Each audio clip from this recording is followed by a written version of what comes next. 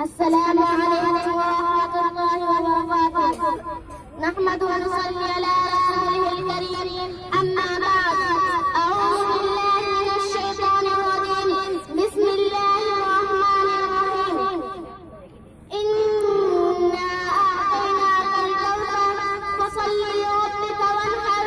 इन्ना शानिअका हुवल अबतर। सदक़ल्लाहुल अज़ीम।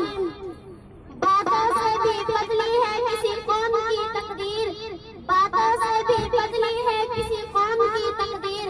बिजली के चमकने से अंधेरे नहीं जाते।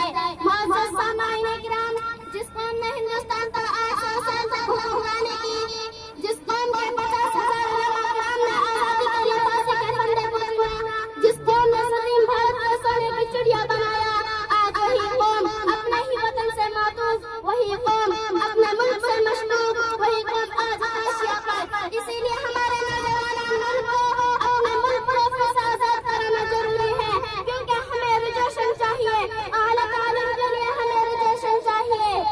सरकारी और नाम सरकारी कार्रवाई के लिए जमीयत उलमा हिंद के सदर मौलाना महमूद नबी साहिब ने कहा था, हम हिंदुस्तानी मुसलमान बाय चांस नहीं बल्कि इंडियन बाय चॉइस है। हमारा आका ने कहा, हम भारत में मुसलमान पैदा हुए और इसी मिट्टी में दफन होंगे, लेकिन तुमने हमें तक़सीम वतन के हंगामों में मारा, हम खामोश है। तुमने हमें भागलपुर, मेरठ, हरियाणा, बलियाना, गुजरात, मुंबई और मुजफ्फरनगर में घसीटा और जलाया, हम खामोश है। यकीनन तुमने हम पर लाखों जुल्म किए, हम खामोश है। लेकिन आज मैं कहती हूँ, आजादी आज भी गिरफ्तार है।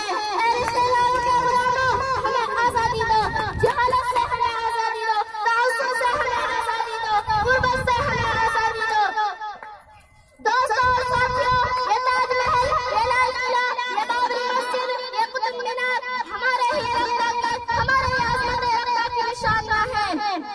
तहरीके क़यामत हमारी, ये रेशमी रुमाल हमारा, ये निशानी हमारा, ये इन्क़िलाब ज़िंदाबाद का नारा हमारा।